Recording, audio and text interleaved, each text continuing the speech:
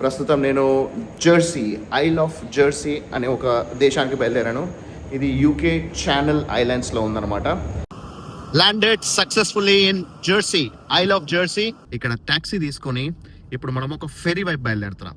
ఇక్కడ ship yard దగ్గరకు వచ్చా, గన్సీకి వెళ్దాం అనుకున్నా. అన్ఫార్చునేట్లీ మనకు కుదరదు. ఫ్రెండ్స్, ఇక్కడ నార్మండ్ పాయింట్ అని ఒక సౌత్ ఈస్టర్న్ టిప్ పాయింట్ దగ్గరకు వచ్చాను. ఇప్పుడు మీరు ఏదైతే చూస్తున్నారో దీన్ని నార్మండ్ టవర్ అని పిలుస్తారనమాట. ఫ్రెండ్స్, ఇప్పుడు మీరు చూస్తుంది ఆర్మర్డ్ రేంజ్ ఫైండర్. ఇక్కడ లిటరలీ ఒక్కరంటే ఒక్క మనిషి కూడా లేడు. ఇప్పుడు ఇంకో సౌత్ వెస్టర్న్ టిప్ దగ్గరకు వచ్చా. ఫ్రెండ్స్, ఇప్పుడు మీరు చూస్తున్న లైట్ హౌస్ ని లా కార్బియర్ లైట్ హౌస్ అంటారనమాట.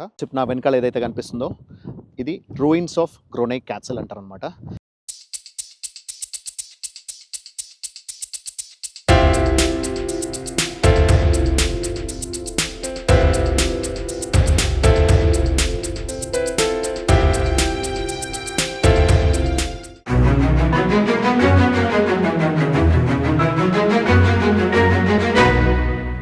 హాయ్ ఫ్రెండ్స్, నేను మీ ఆర్కే. మన ప్రపంచానికి స్వాగతం. ప్రస్తుతం నేను జెర్సీ, ఐల్ ఆఫ్ జెర్సీ అనే ఒక దేశానికి బయలుదేరాను. ఇది యూకే ఛానల్ ఐలాండ్స్లో ఉందన్నమాట. సో ఇది ఇంగ్లాండ్కి ఫ్రాన్స్కి మధ్యలో ఉన్న భూభాగంలో ఈ పర్టికులర్ చిన్న ఐలాండ్ అనేది ఉంటుందన్నమాట. అయితే this is gonna be my 99th country this year. 109వ దేశం, overall 109.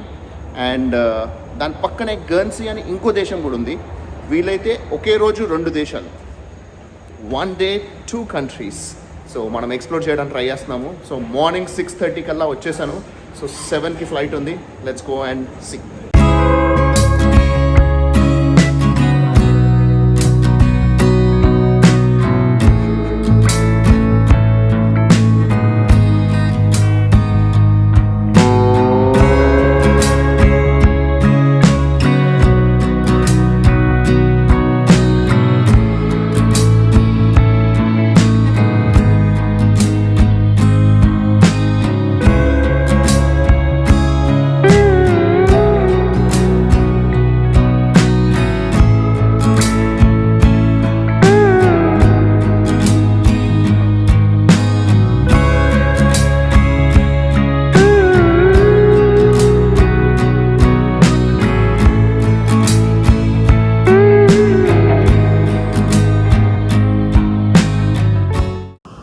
Landed successfully in Jersey, Isle of Jersey. ఎంత వెట్టుకుందో చూడొచ్చు. So extreme cold weather. This is my 99th country this year, overall 109. EasyJet ఫ్లైట్లో దిగేశాను. So sunrise నుంచి sunset వరకు. So ఇంతకుముందే సన్ రైజ్ కూడా మీరు వీడియో చూసుకున్నారు నేను ట్రావెల్ చేస్తున్నప్పుడు. సన్సెట్ అయ్యే వరకు వీలైతే 2 దేశాలు, లేకపోతే కనీసం ఒక్క దేశమైనా మనం ఎక్స్ప్లోర్ చేయబోతున్నాము. ఎక్స్ప్లోర్ చేసింది ఏదనేది మీకు చూపిస్తాను. ఇప్పుడే జెర్సీలో దిగేశాను. ఇక్కడ ట్యాక్సీ తీసుకొని ఇప్పుడు మనం ఒక ఫెరీ వైపు బయలుదేరుతున్నాం. గన్సీ అనేది ఇంకో దేశం అనమాట. సో జెర్సీ అనేది ఆల్రెడీ చాలా చిన్న దేశం, ఐల్ ఆఫ్ మ్యాన్ కంటే చిన్నది. అండ్ గన్సీ అనేది జెర్సీ కంటే చిన్నది అనమాట. సో ఇక్కడ నుంచి ఒక 20 minutes మనము బై ట్యాక్సీ వెళ్తే మనకి ఫెరీ పాయింట్ వస్తుంది. సో ఫెరీలో వెళ్ళడానికి 1 hour పడుతుంది అనమాట గన్సీకి. సో ఇప్పుడు ఎట్లా చూసారు కదా, చాలా వెట్టుగా ఉంది. మనం ఇక్కడ ఏమి తీసేటట్లేదు. సో ఈవెన్ డ్రోన్ కూడా ఎగరేయలేము ఇంత వెట్ వెదర్లో. అందుకోసం అని చెప్పేసి ఫస్ట్ మనము ఆ ఫెరీ పాయింట్ దగ్గరికి వెళ్ళిపోయి, వీలైతే గన్సీ దగ్గరికి వెళ్ళిపోయి ముందు గన్సీ చూసేసుకుందాం. So that will be my country number 100 ఈ year, 100th country this year. And ఓవరాల్గా 110, 110వ దేశం అవుతుంది. సో ఇప్పుడు మనం వెళ్ళే దారి చూసుకుందాం. ఆ తర్వాత అక్కడికి వెళ్ళిన తర్వాత ఇప్పుడు 8:30 అవుతుంది. 9:30 in the morning ఒకటి మనకు ఫెరీ వెళ్తుందంట. ఆ తర్వాత అక్కడ వెళ్ళి అది ఎక్స్ప్లోర్ చేసి ఆ తర్వాత వెల్కమ్ బ్యాక్.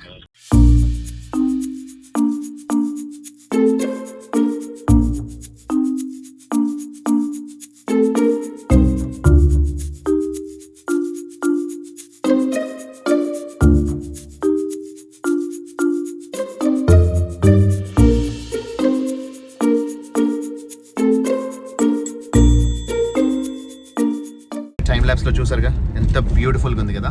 కంట్రీ చాలా బాగుంది. సో మళ్ళీ మనము గన్సీకి వెళ్ళేసి వచ్చిన తర్వాత ఎక్స్ప్లోర్ చేద్దాం.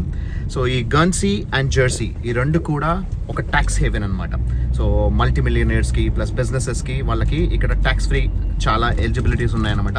అందుకని చాలా కంపెనీస్ ఇక్కడ సెటప్ చేస్తూ ఉంటాయి. So these are 2 independent countries.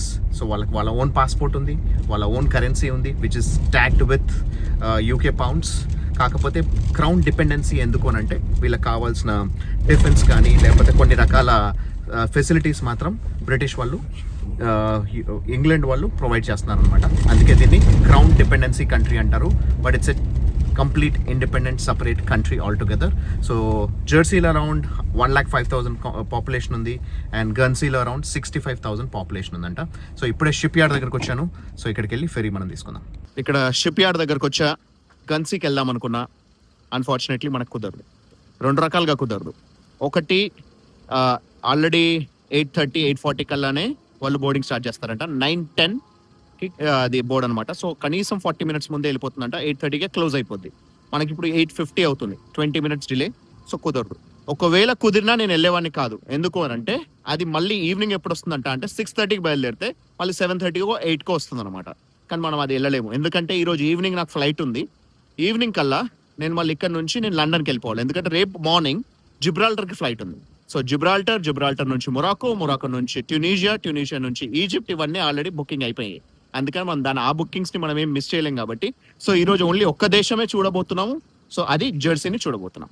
ఈ జెర్సీ అనేది 9 miles long and 5 miles width అనమాట. అంటే అరౌండ్ 15/8 అరౌండ్ 120 square kilometers లేదా 45 square miles అనుకోవచ్చు అనమాట. సో అంత తక్కువ విస్తీర్ణం కలిగిన దేశం ఇది. కానీ చాలా బ్యూటిఫుల్గా ఉంది కంట్రీ అయితే. సో దీంట్లో ఇప్పుడు మనం ఎక్స్ప్లోర్ చేయబోతున్నాము. మంచి మంచి లొకేషన్స్ ఏవైతే ఉన్నాయో అవి చూసుకుందాం. ఫ్రెండ్స్, ఇక్కడ నార్మండ్ పాయింట్ అని ఒక సౌత్ ఈస్టర్న్ టిప్ పాయింట్ దగ్గరకు వచ్చాను. ఇక్కడ మనం ఈ ట్యాక్సీలో వచ్చాము. కాకపోతే మనతో పాటు ఉన్న వ్యక్తి కొంచెం పెద్ద వ్యక్తి అనమాట. సో ఆయన మనకి ఫొటోస్ వీడియోస్ తీయడం కొంచెం కష్టం కాబట్టి సెల్ఫీ వీడియోలోనే మొత్తం ఒక్కొక్క లొకేషన్ గురించి ఎక్స్ప్లెయిన్ చేస్తాను. సో ఇక్కడ నుంచి ఫ్రాన్స్ చూసుకుంటే కేవలం 12 nautical miles అంటే 20 kilometers డిస్టెన్స్లో ఫ్రాన్స్ ఉంది. సో అంత దగ్గరలో ఉంది కాబట్టి ఇక్కడ రకరకాల యుద్ధాలు అనేది జరిగేవి. అక్కడ మీరు చూసుకుంటే అక్కడ ఒక బంకర్ కనిపిస్తుంది. నెక్స్ట్ ఇంకా కొంచెం ముందుకెళ్తే మనకి ఇక్కడ చాలా ఇంపార్టెంట్ లొకేషన్స్ ఉన్నాయి. ఒక్కొక్క లొకేషన్ మీకు ఎక్స్ప్లెయిన్ చేస్తూ చూపిస్తూ దాని గురించి డిస్కస్ చేద్దాం. ఇప్పుడు మీరు ఏదైతే చూస్తున్నారో దీన్ని నార్మండ్ టవర్ అని పిలుస్తారనమాట. ఈ నార్మండ్ టవర్ ఎందుకు కట్టారంటే సో చెప్పాను కదా పక్కనే ఫ్రాన్స్ ఉందని. ఆ ఫ్రెంచ్ దేశస్తులు బోల్డన్ సార్లు వీళ్ళు ఇక్కడ ఈ దేశం మీద యుద్ధానికి వస్తున్నారని చెప్పేసి. సో 1814లో అంటే దాదాపు 210 years క్రితం ఈ పర్టికులర్ టవర్ అనేది కట్టడం జరిగింది. సో ఇక్కడ నుంచే యుద్ధం సాగించేవాళ్ళు అనమాట. సో ఇక్కడ కెనన్స్ పెట్టి సో వాళ్ళ దేశాన్ని వీళ్ళు కాపాడుకునేవాళ్ళు. సో మొత్తానికి బ్రిటిషర్స్ ఈ దేశాన్ని చాలా వరకు కాపాడుతూ వచ్చారు. సో అందుకే ఇది క్రౌన్ డిపెండెన్సీ కంట్రీగా ఉండిపోయింది. నార్మన్ టవర్ గురించి డీటెయిల్స్ ఆల్రెడీ మనకి ఇక్కడ పెట్టడం జరిగింది. సో నెపోలియన్ యుద్ధాలని వాళ్ళు నిర్వహించడం కోసం ఈ పర్టికులర్ టవర్ని 1814లో కట్టారని చెప్పేసి అని ఇక్కడ రాస్తుంది డీటెయిల్స్. సో ఇదన్నమాట నార్మన్ టవర్. ఫ్రెండ్స్, ఇప్పుడు మీరు చూస్తుంది ఆర్మర్డ్ రేంజ్ ఫైండర్. సో ఈ ఆర్మర్డ్ రేంజ్ ఫైండర్ ఏంటంటే ఏవైనా వాళ్ళ ఈ దేశం వైపు ఒకవేళ ఎవరైనా ఎక్కుపెట్టేటైతే అవి వీటిని కనిపెట్టేవన్నమాట. సో దీంట్లోంచి టెలిస్కోపిక్ ఎక్విప్మెంట్ అనేది పెట్టి దీంట్లోంచి వాళ్ళు కనిపెట్టేవాళ్ళు అనమాట. దీన్ని కట్టించింది ఎవరు అని అంటే Hitler. So Hitler and his team Germany వాళ్ళ ఆక్యుపేషన్లో దాదాపు 5 years ఈ కంట్రీ అనేది ఉందన్నమాట. సో ఆ సమయంలో జర్మన్స్ బోల్డ్ అన్ని బంకర్స్ అనేది కట్టడం జరిగిందనమాట. సో అక్కడ ఎదురుగా మనకు కనిపిస్తుంది అది కూడా ఒక బంకరే. సో అక్కడ బంకర్ ఉంది. ఇక్కడ ఆర్మర్డ్ రేంజ్ ఫైండర్ ఉంది ఇది. సో ఈ రేంజ్ ఫైండర్లోంచి వాళ్ళు శత్రువుల్ని కనిపెట్టేవాళ్ళు అనమాట.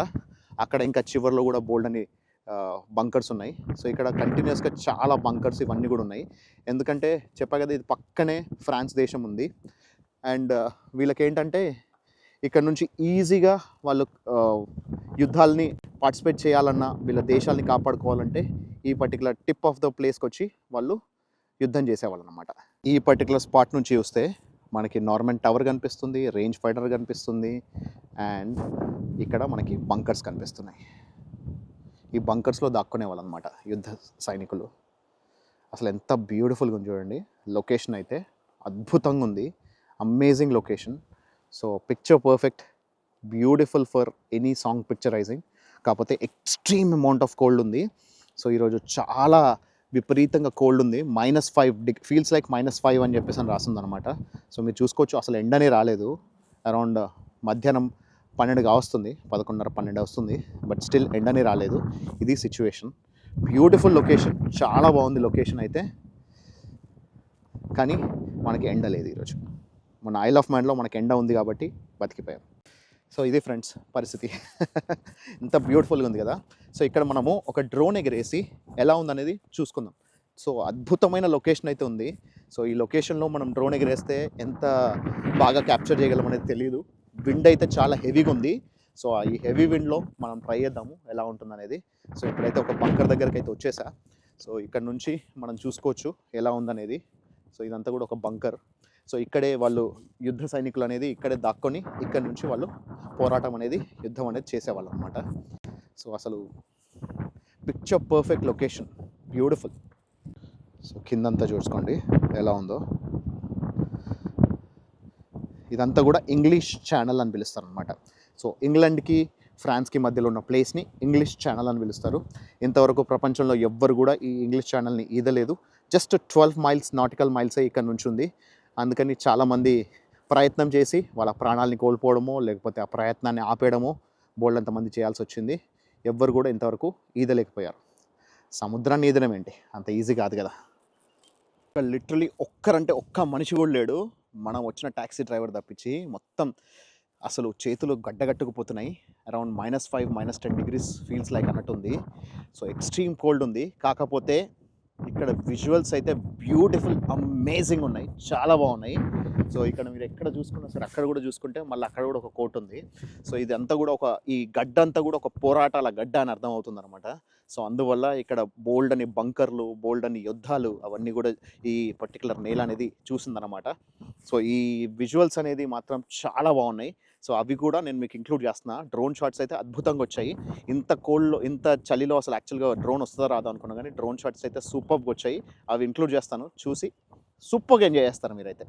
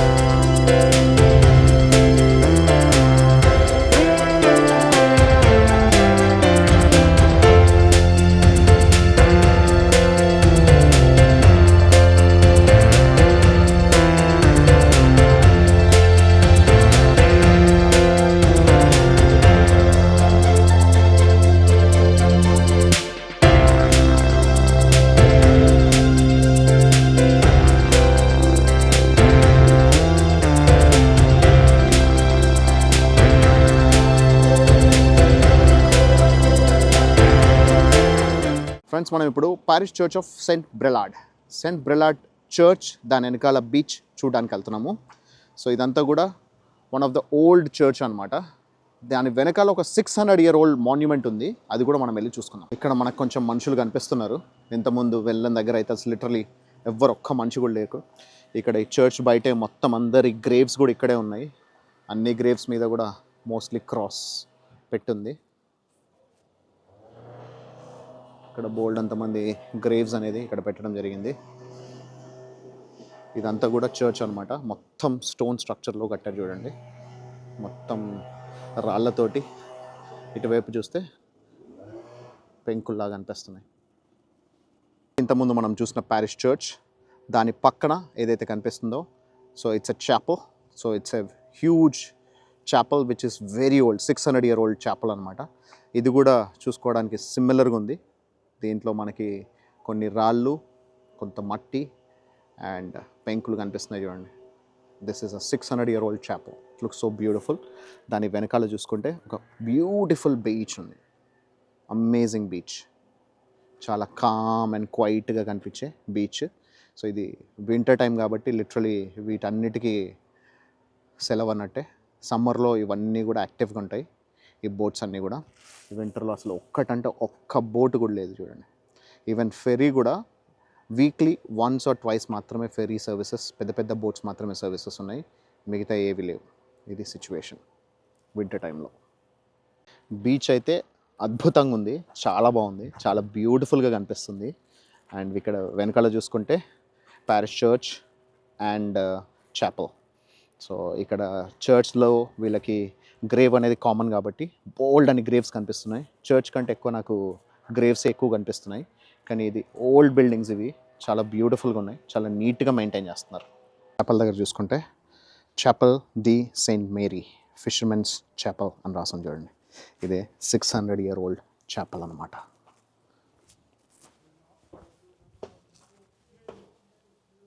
ఇది ఓల్డెస్ట్ చాపల్, ఎవరో పూజ చేసుకుంటున్నారు. ఇది చిన్నదే, మెయిన్గా ఫిషర్మెన్స్ కోసం కట్టిందనమాట. 600 year old.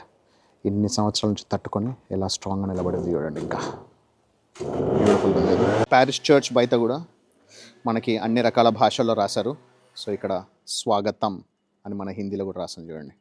వెల్కమ్ నుంచి మొదలు పెడితే హిందీ వరకు అన్ని రకాల లాంగ్వేజెస్లో ఇక్కడ చర్చ్ బయట వీళ్ళు వెల్కమ్ బోర్డు పెట్టారు. చర్చ్ అంతా కూడా మొత్తం స్టోన్ స్ట్రక్చర్లో ఉంది కదా. సో లోపలికి వెళ్ళి ఈ చర్చ్ ఎలా ఉందనేది మనము ఒకసారి చూద్దాం. మొత్తం కంప్లీట్ స్టోన్ స్ట్రక్చర్తో చేశారు కదా. వావ్, అమేజింగ్ ఉంది. ఏదో రాజుల కోటలు చూస్తున్నట్టు అనిపిస్తుంది. మొత్తం రాళ్ళే, ఒక్కటంటే ఒక్క పెయింట్ కూడా యూస్ చేయలేదు చూడండి. ఓన్లీ విండోస్కి మాత్రం మనకి జీసస్ క్రైస్ట్ సంబంధించినవి ఉన్నాయి. అదర్వైజ్ మొత్తం స్టోన్స్, కంప్లీట్ స్టోన్ స్ట్రక్చర్లోనే పెట్టారు. అక్కడ ప్రేయర్ హాల్ అనుకుంటుంది. ఓన్లీ గ్లాస్ విండోస్లో మాత్రమే మనకు కనిపిస్తుంది.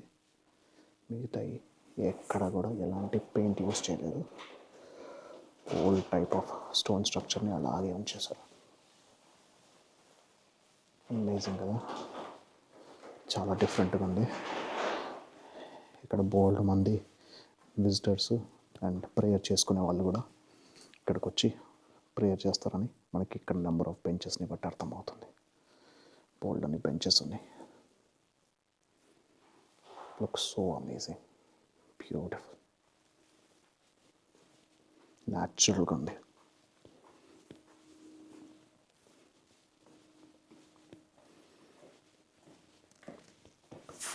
చాలా బాగుంది కదా.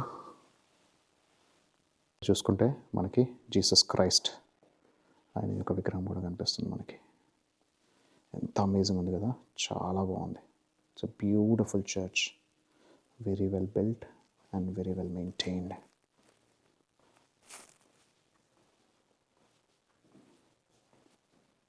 అసలు అద్భుతంగా అనిపిస్తుంది.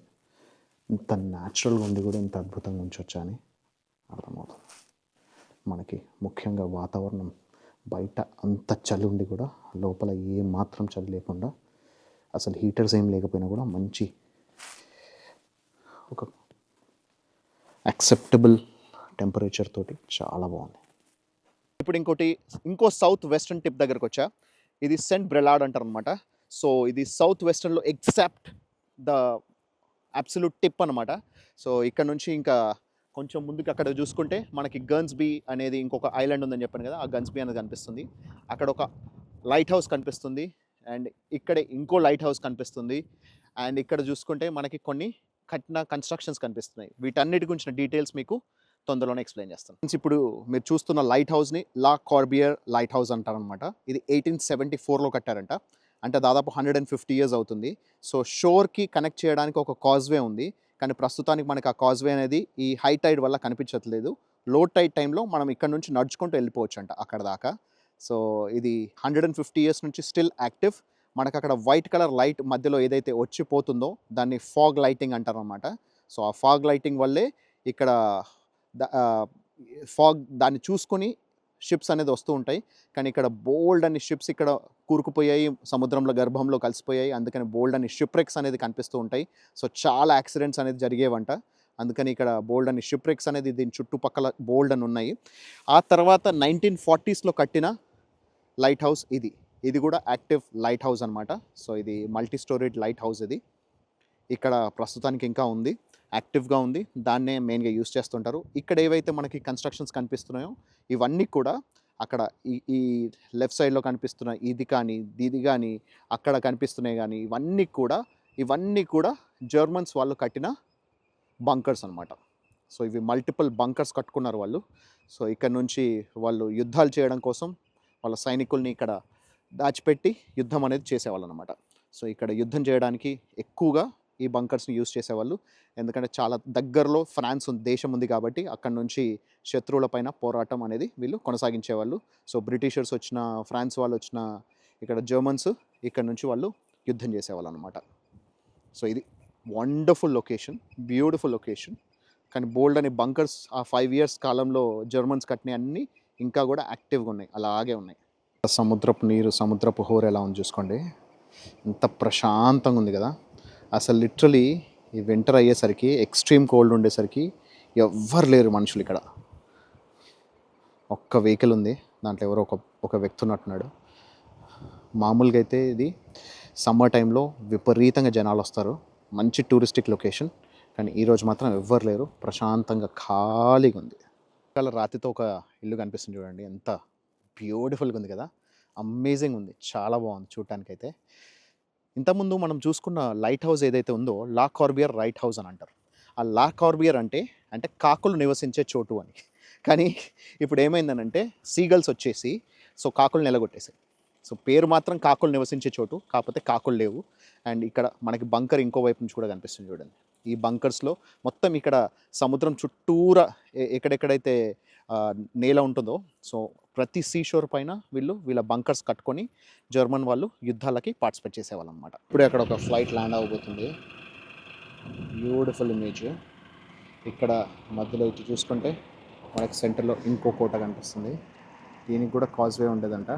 ఇప్పుడు ప్రస్తుతానికి హై టైడ్ వల్ల ఆ కాజ్వే అనేది క్లోజ్ అయిపోయింది అనమాట. లో టైడ్ ఉన్నప్పుడు నడుచుకుంటూ వెళ్ళిపోవచ్చు. సో లిటరలీ సముద్రం మధ్యలో ఉంది. మీరు ఏదైతే బీచ్ చూస్తున్నారో ఇది longest beach of entire Jersey island అనమాట. అరౌండ్ 5 kilometers లాంగ్ ఉంటుందంట.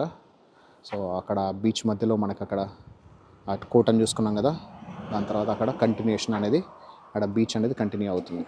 సో అయితే మొత్తం రోడ్డు ఆనుకునే ఈ బీచ్ అంతా కనిపిస్తుంది. సో ఇప్పుడే మళ్ళీ వర్షం కూడా మొదలైపోయింది.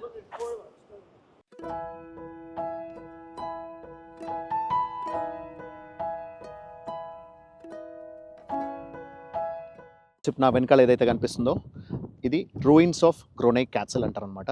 సో ఇది ఈ కంట్రీకి చాలా స్పెషల్ అనమాట. సో ఈ పర్టికులర్ సింబల్ అనేది వీళ్ళ 50 pence కాయిన్ పైన కూడా వెనకాల వేశారనమాట.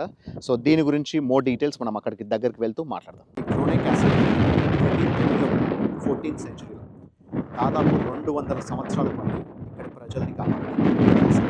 ఆ తర్వాత 16th century దీన్ని రూయిన్ చేస్తారు. 1373 నుంచి 1380 వరకు ఒక 8 years పాటు ఇది ఫ్రెంచ్ వాళ్ళ కంట్రోల్లో కూడా ఉంది. సో ఫ్రెంచ్ వాళ్ళు కంటిన్యూస్గా యుద్ధాలు చేస్తూనే ఉన్నారు. దీన్ని ఈ పర్టికులర్ దేశాన్ని క్యాప్చర్ చేయడం కోసం దాదాపు 100 సంవత్సరాల పాటు కంటిన్యూస్ యుద్ధాలు జరిగాయి. సో ఇక్కడ మీరు చూసుకోవచ్చు అన్ని వైపులా కూడా ఇది ఒక కొండ పైన, ఇది నార్త్ వెస్టర్న్ టిప్ దగ్గరకు వచ్చేసాం మనము. ఇక్కడ కొండ పైన కట్టారు, సముద్రం ఇక్కడ కొండ మీద కట్టడంతో ఇక్కడ ఉండే లోకల్ ప్రజల్ని కాపాడడం కోసం ఈ పర్టికులర్ క్యాసల్ అనేది ఈ గ్రోనై క్యాసల్. దీని డీటెయిల్స్ కూడా ఇక్కడ రాసింది చూడండి. Grosnez castle is a fortified stronghold which was built in 1330 to serve a refugee from French attack for islanders in this part of Jersey. జెర్సీలో నివసించే రెఫ్యూజీస్ కోసం, ప్రజల కోసం ఈ పర్టికులర్ ఫోర్ట్ని కట్టడం జరిగింది. ఇక్కడ మీరు చూసుకోవచ్చు మనం ఎక్కడున్నామని. నార్త్ వెస్టర్న్ టిప్ దగ్గర ఉన్నాం మనం.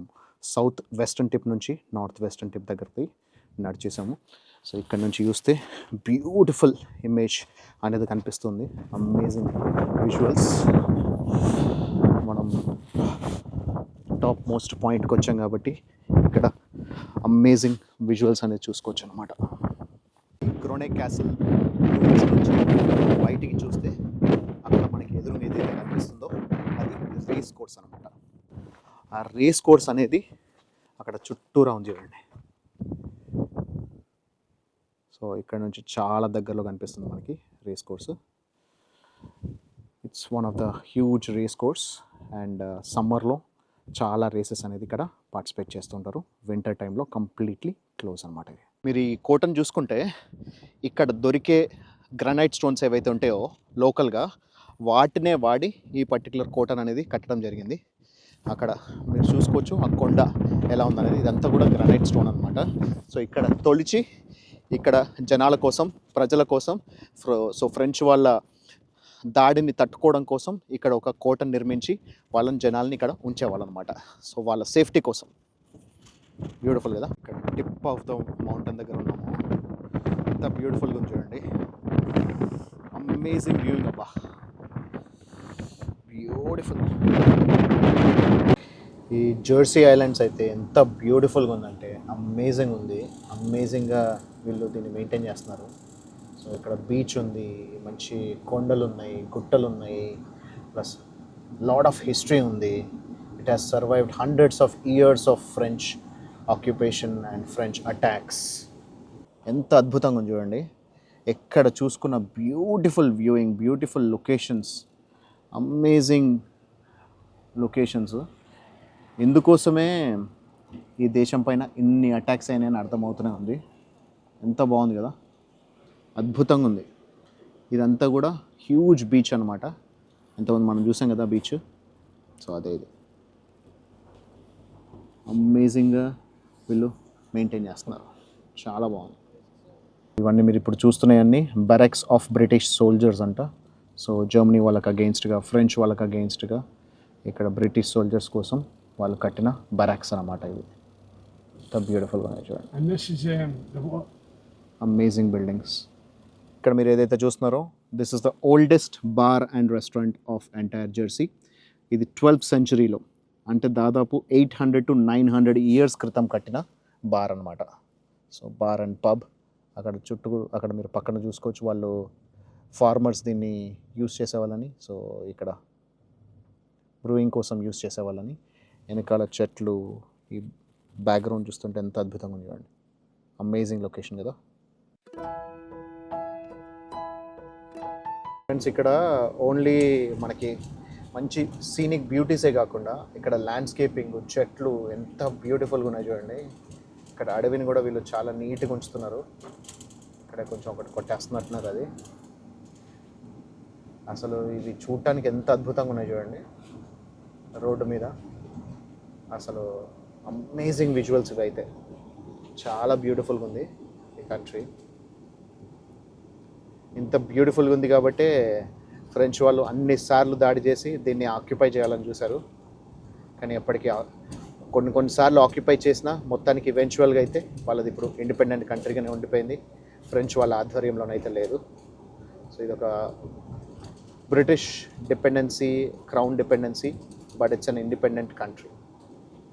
They have their own passport and they have their own currency which is similar to British pound. అంత బ్యూటిఫుల్గా ఉంది కదా. అసలు ల్యాండ్స్కేపింగ్ అయితే అద్భుతం, అత్యద్భుతంగా ఉంది. Beautiful landscaping.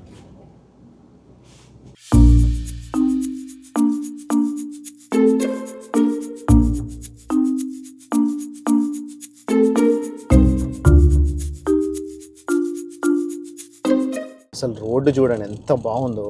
ల్యాండ్స్కేపింగ్ అయితే అసలు అత్యద్భుతం. నేను ఇప్పటిదాకా టైం ల్యాబ్స్ పెట్టి తీసాను, కానీ ఆ టైం ల్యాబ్స్లో చాలా ఫాస్ట్గా వెళ్ళిపోతుంది. అసలు ఎంత బ్యూటిఫుల్గా ఉంది కదా. One of the best viewing islands అని అనుకోవచ్చాము. ఎందుకంటే మామూలుగా మనకి ఐలాండ్స్లో సముద్రము, బీచెస్ బ్యూటిఫుల్గా ఉంటాయి, కానీ ఇక్కడ ల్యాండ్స్కేపింగ్ కూడా ఇంత బ్యూటిఫుల్గా ఉంది చూడండి. Amazing landscaping.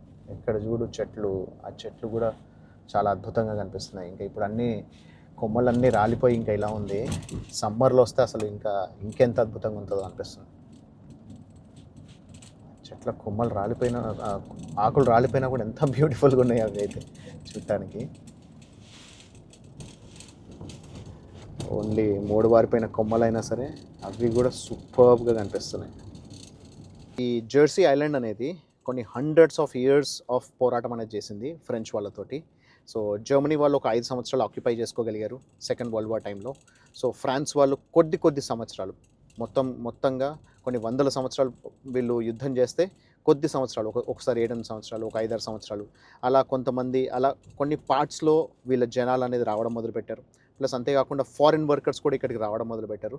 సో ఐరనీ ఏంటంటే ఇన్ని సంవత్సరాలు పోరాటం చేసిందే ఫ్రాన్స్ వాళ్ళ చేతికెళ్ళొద్దని, కానీ ఇక్కడ బోలెడన్ని రోడ్లకి పేర్లు ఫ్రెంచ్ వాళ్ళ పేర్లు ఉన్నాయి, ఫ్రెంచ్ నేమ్స్ ఉన్నాయి. ఎందుకు అనంటే ఇక్కడ ఫ్రాన్స్ వాళ్ళు ఆక్యుపై చేసుకోలేకపోయినా వాళ్ళ జనాలు వచ్చి ఇక్కడ నివసించడం మొదలుపెట్టారు. సో వాళ్ళ హోమ్ కింద దీన్ని కన్వర్ట్ చేసుకున్నారు. అలా ఆ తర్వాత వీళ్ళు మళ్ళీ ఫ్రెంచ్ నేమ్స్ అనేది రోడ్లకు ఇవ్వడం జరిగింది. సో ఇలా ఈవెన్చువల్లీ ఫ్రెంచ్ వాళ్ళు ఆక్యుపై చేసుకోలేకపోయిన దేశంలో కూడా సగం మంది పైన ఇక్కడ ఫ్రెంచ్ వాళ్ళే నివసిస్తున్నారు. సో ఇక్కడ అందుకే బోత్ ఫ్రాన్స్ అండ్ ఇంగ్లీష్ 2 భాషలు కూడా మాట్లాడతారు అన్నమాట.